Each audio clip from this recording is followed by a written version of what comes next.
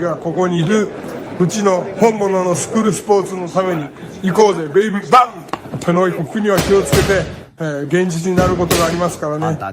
Alright, so we're going to go ahead and continue the long-standing tradition of covering Japanese boxing here on True School Sports. True School Sports, the #1 source of Japanese boxing in America from an American. Arigato gozaimasu. Thank you to everybody tuning in to this video. And ayete yokata. Nice to see everybody in the chat, in the comments, showing that support. It's greatly appreciated, honestly. Now, we know that I'm here in Japan right now. I'm here in Japan along with Team Angelo Leo. We got a big assignment in our hands to come defend the belt on foreign soil, you know, against a proud former champion in Tomoki Kameda in front of his people in his hometown. And that's never easy. And we take that responsibility and that assignment extremely serious, like it's life and death. But that ain't the only fight on the card, right? This card is a good card because the co-main event, I think, could be a main event on its own. I think the co-main event is a very good fight. And that's the subject of this video.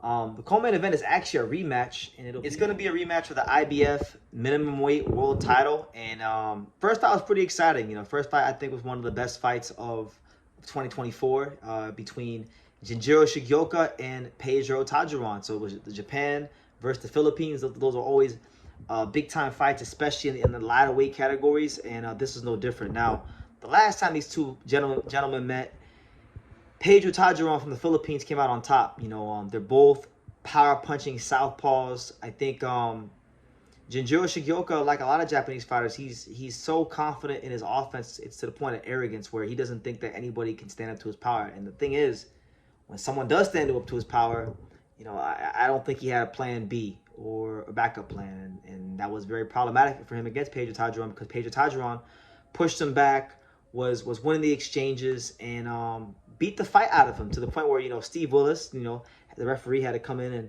and he stopped the fight because he just didn't have enough ammunition to keep Pedro Taduran off of him. So Taduran, listen, Pedro's a fantastic fighter. This is a guy in Pedro who himself has been a world champion before, and he had lost that title to Rene Mark Cuarto, who coincidentally Ginjiro already beat. So, you know, again, another example of how triangle theories don't work in boxing. Just because one guy beats the other guy doesn't mean that the other guy can beat him. You know, it doesn't work that way.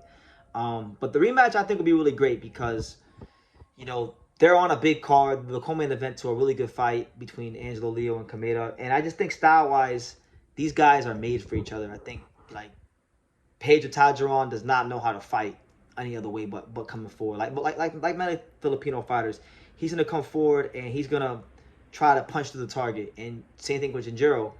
Why I think it's problematic for Ginjiro, because when you look at the measurables, you look at like them in terms of height and frame, you know, Pedro is the bigger and longer fighter. So it's problematic for Ginjiro Shigeoka because Ginjiro Shigeoka is a fighter that likes to, like many Japanese fighters, operate from the mid-range and long range. And that's problematic because if you're the smaller guy in that scenario and you don't fight in a manner where you're getting underneath the shots to counter, then you're going to get hurt. And that's what I think happened. I think he was on the end of Pedro Taduran's punches too much, so he couldn't, like, fight the way he's accustomed to. And he got the fight slowly but surely beat out of him.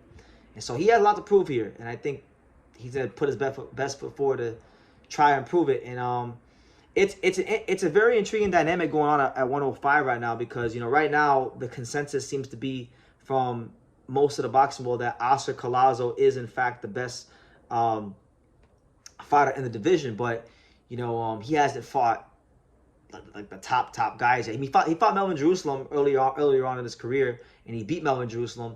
But recently, you know, Golden Boy has been putting him on undercards, getting him very overmatched competition. He's been defending that belt, stacking his money, and building the Oscar Collazo name into the biggest star of the division, right?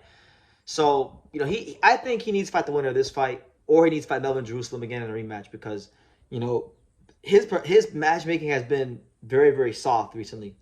And that's just the objective truth. And I like Oscar Collazo, but it's interesting because it looked like at a point in time that the rivalry was going to be between Oscar Collazo and the Japanese Klitschko brothers, the Shigeoka brothers, who had both Yudai and Ginjiro.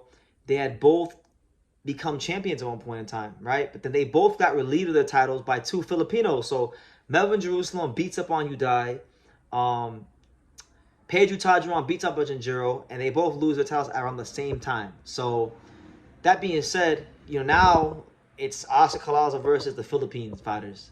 We'll see how the dynamic goes, but I think this fight is probably one of the more intriguing fights in boxing because of the fact that these are two very explosive power punchers, and the winner of this fight is going to become a potential opponent for Osaka, who many deem to be the best fighter in the division. So I like this, and to give credit to Pedro Taduran and Melvin Jerusalem, right now Filipino boxing in terms of world championship fighters, this is it. This is all they got. All they got is Pedro Taduran. All they got is Melvin Jerusalem. They're sticking their flag in the ground at minimum weight, and they're carrying Filipino boxing on their shoulders right now. So they got a big responsibility to maintain that, and this is gonna be a really good fight because again, I'm really intrigued to see how Ginjiro makes an adjustment. He has to make an adjustment. He cannot fight in the traditional regimented mid-range style of Japanese fighters. I'm telling you right now, if he does that shit again against Pedro Taduran, he's getting folded worse in the rematch because Pedro is longer, Pedro is taller, and if Pedro is able to keep him at the end of his punches, he's going to get knocked out. So he needs to make an adjustment. It doesn't matter if it's a big adjustment or a small adjustment, but it needs to be an adjustment that's effective enough for him to be who he is, which is a big-time power puncher, and push this guy back.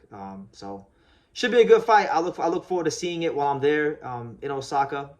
It'll be the co-main event to Angelo Leo versus Kameda, and I'm really intrigued to see how it goes. So what do you guys think? Who are you guys favoring? I personally would lean slightly towards Pedro just because I don't think Ginjiro's gonna make the adjustment. But if he does, fair play to him. But I would say Pedro gets him again.